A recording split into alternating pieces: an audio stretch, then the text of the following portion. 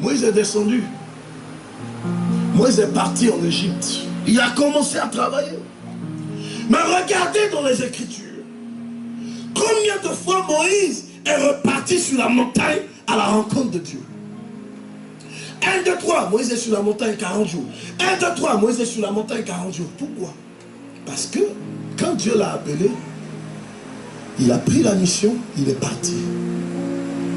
C'est une chose de commencer, c'est une autre chose de cultiver la relation avec Dieu. Dieu ne peut rien faire avec nous si on ne prend pas le temps de développer une relation avec lui. Beaucoup de chrétiens aspirent à la bénédiction. Beaucoup de chrétiens aspirent au Dieu de miracle, au Dieu de la bénédiction. Mais très peu de chrétiens entretiennent une relation avec le Dieu du miracle. Je vais vous donner 2 codes et puis on va prier. Après on va faire les offrandes. Je vais vous dire pourquoi est-ce que nous pouvons recevoir toutes les prophéties. Nous pouvons être visités de toute manière. Mais après les choses n'avancent pas dans notre vie. Dis-moi pourquoi. Parce qu'on est plus intéressé par ce que Dieu fait dans notre vie que par Dieu lui-même. Alléluia. On aime plus les miracles que Dieu. On aime plus les miracles que le faiseur du miracle. Donc en réalité, Dieu te donne la promesse pour te séduire. Et puis il voit l'état de ton cœur après. Est-ce que c'est lui que tu aimes ou c'est ce qu'il va faire dans ta vie que tu aimes? Beaucoup de chrétiens aujourd'hui sont sans identité. En réalité, quand on commence à creuser dans leur cœur, à creuser dans leur vie, il n'y a pas de place pour Dieu. 90% de nos pensées sont occupées par notre quotidien. On est rempli de nos propres problèmes. On est rempli de notre propre situation. Et on est surpris que Dieu ne fait rien pour nous. Parce qu'en réalité, sur quel trône Dieu va s'asseoir? Dans quelle vie Dieu va s'établir en nous? À partir du moment où il n'y a pas de place pour lui, on ne lui donne pas de place. Alléluia. Alléluia.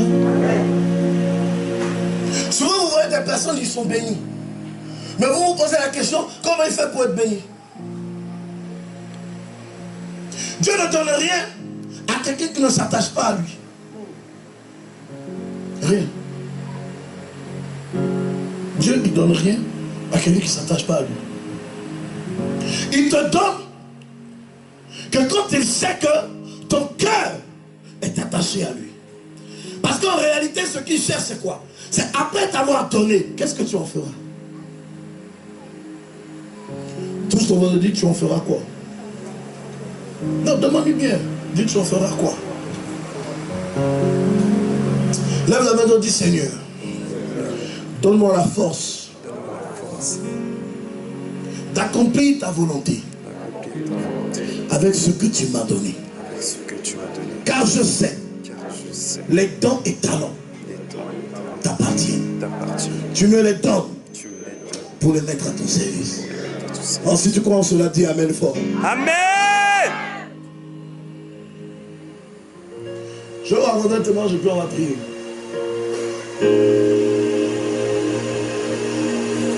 Quand j'ai commencé à prêcher l'évangile, j'ai fait l'expérience extraordinaire avec Dieu. Un jour, je suis allé en prière pour 40 jours. Et quand j'ai fini les 40 jours de jeûne, je suis sorti du moment du jeûne, je suis tombé malade. J'avais beaucoup maigri, puisque j'avais fait 14 jours de jeûne à sec, sans manger, sans boire. Je crois que d'ailleurs c'est le plus grand jeûne de mon ministère. J'ai fait 40 jours et j'ai terminé par 14 jours à sec, sans manger, sans boire. Donc 2 semaines, sans eau, sans nourriture. Donc on m'a mis sous perfusion. D'ailleurs après ça a déclenché des problèmes du cœur que je traîne. Donc plusieurs fois le médecin m'a déclaré cardiaque, patati patata. Un jour on voit ça, un autre jour ça n'existe pas, un autre jour donc moi je fais rien avec les maladies. Voilà. La dernière fois même, j'ai fait un petit, comme on dit, j'ai cœur d'enfant. Alors, il me dit, j'ai les prémices au cardiaque. Après, l'autre médecin me dit, j'ai un cœur de bébé. Il dit, bon, finalement, vos machines ne regardent pas clair. Alléluia. Et donc, je suis tombé malade. Et pendant qu'on me soignait médicalement pour me rétablir, sérum, machin, tout ça. Et un soir, je dormais. Et puis, je fais un rêve. Dans le rêve, j'étais au bord d'un fleuve. Et puis, le Seigneur me disait, donc on me disait dans le rêve, bois ce fleuve jusqu'à ce que l'eau termine.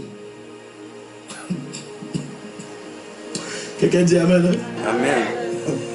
Il dit, mais dis-moi Seigneur, tu me demandes de boire cette eau. Hein? Mais est-ce qu'un homme peut vider un fleuve?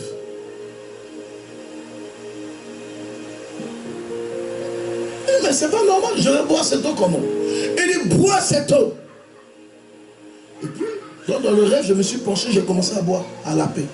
Je bois, je bois. À un certain moment, j'étais essoufflé, je commençais à vomir, à rendre tout ce que j'ai bu. Et puis je suis tombé. Et puis j'entends dans mon esprit, personne ne peut contenir l'abondance de Dieu. Oh, dis-moi un amen bien. Amen. Et personne ne peut contenir l'abondance de Dieu. Et tout ce qui est fait de la main de Dieu coule d'abondance. Et personne ne peut le contenir.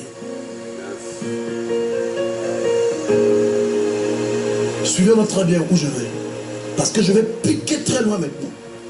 Et puis je dis à la voix qui m'a parlé, je dis donc, même si tu me donnes les capacités, je ne peux pas les contenir. Il dit, alors j'ouvrirai tes entrailles. Bois. Je me suis surpris quand je me suis plongé. Quand j'ai fait comme ça, j'ai eu le sentiment que le fleuve est devenu comme une petite boulette d'eau dans ma main. Ok? Et puis quand j'ai fait comme ça, j'ai tout avalé. Il dit, et puis je vois une terre sec. Il dit, tu vois, tu viens de finir le fleuve. C'est-à-dire que tout ce que tu as vu, il y a 5 minutes que tu ne pouvais pas contenir, est en toi.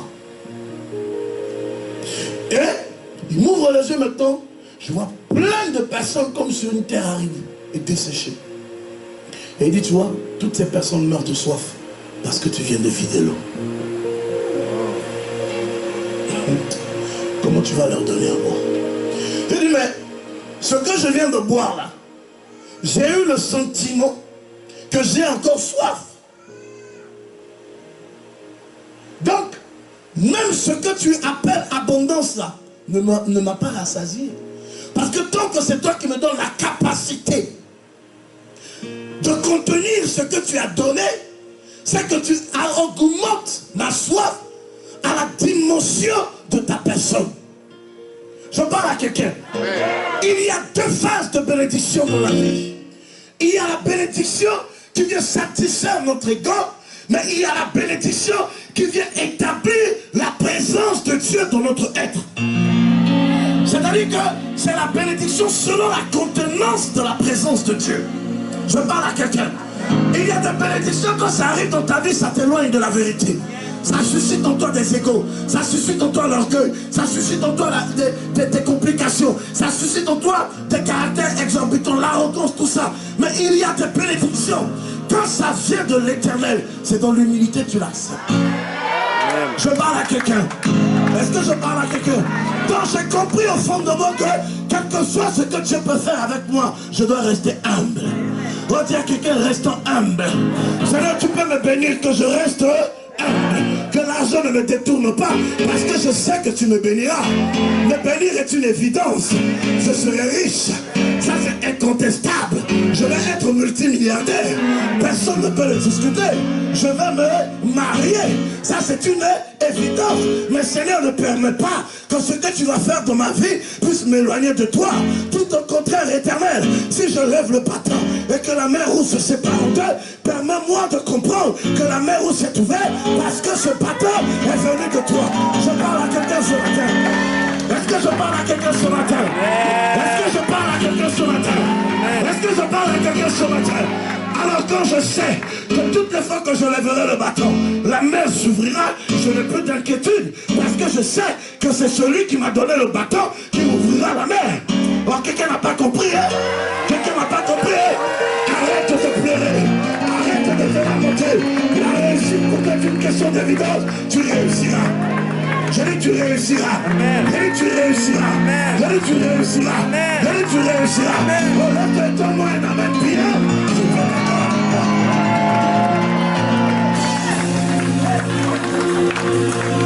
Me bénir n'est pas une négociation. Me bénir n'est plus un calcul. Faire de moi quelqu'un d'important dans la vie n'est plus un sujet de prière. J'appartiens à l'Éternel, il me bénira. J'appartiens à l'Éternel, il me... J'appartiens à l'Éternel, il me... J'appartiens à l'Éternel, il me... Il a dit à moi, je ferai de toi Dieu pour Pharaon.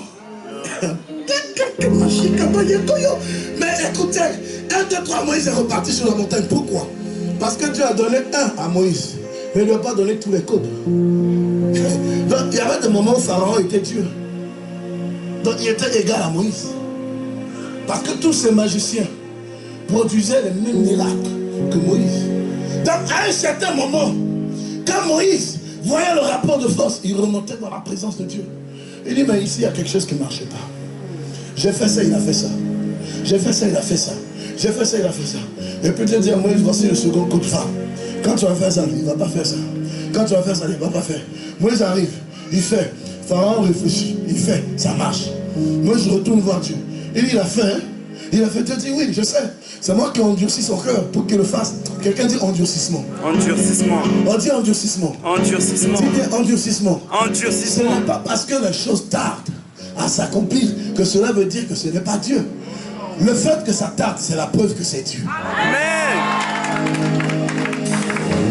La Bible dit la prophétie marche. Elle marche. Même si elle tarde, elle s'accomplira certainement. Le fait que ça tarde, c'est la preuve que c'est Dieu. Le problème, c'est que nous, les chrétiens, on est trop pressés. On veut vite être béni. On veut vite se marier. Il y a des choses, on est trop pressés dedans. Dis à quelqu'un, ne sois pas pressé. Si on dit le bien dit, sois pas pressé.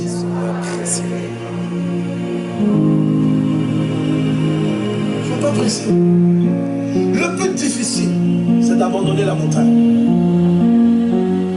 Hein, chef? Le plus difficile, c'est la montagne. Ton adversaire peut paraître plus grand que tu ne le penses. Mais le peu que tu poses comme acte est trop signifiant pour lui. Le peu. Vous voyez qu'il y a des gens, vous n'avez rien, mais vous jalousent. Vous n'avez jamais vu ça?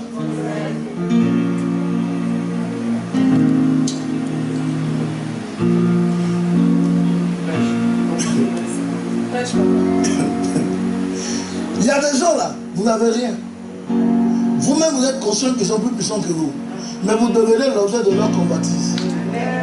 1, 2, 3, quand il vous voit là, c'est de vous, c'est avec vous, il veut finir. Prie beaucoup. Prie beaucoup. Tu as une fille aux États-Unis. Elle fait esthétique. Il faut beaucoup prier pour elle.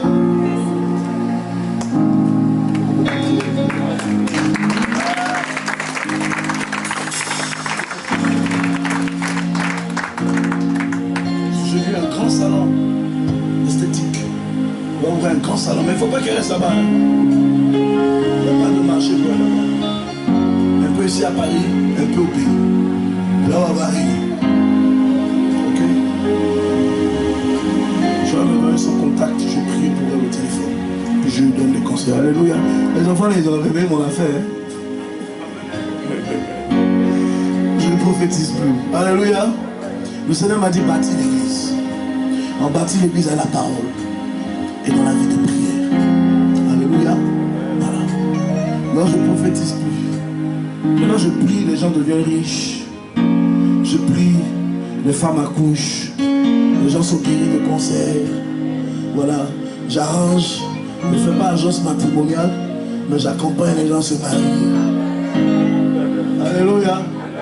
Voilà, c'est ça qui est bien. Parce que, vous savez, la vision est évolutive, c'est-à-dire elle évolue. À un certain niveau du ministère, ce à quoi on aspire doit être différent de ceux avec lesquels on a commencé. Est-ce que je parle à quelqu'un? À un moment donné, Moïse passait tout son temps sur la montagne. Parce qu'il savait que Josué était avec le peuple.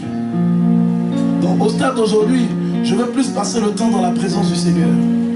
Quand je descends, je donne les grandes lignes parce que je sais que c'est vous les flèches que Dieu a réservées dans son cœur.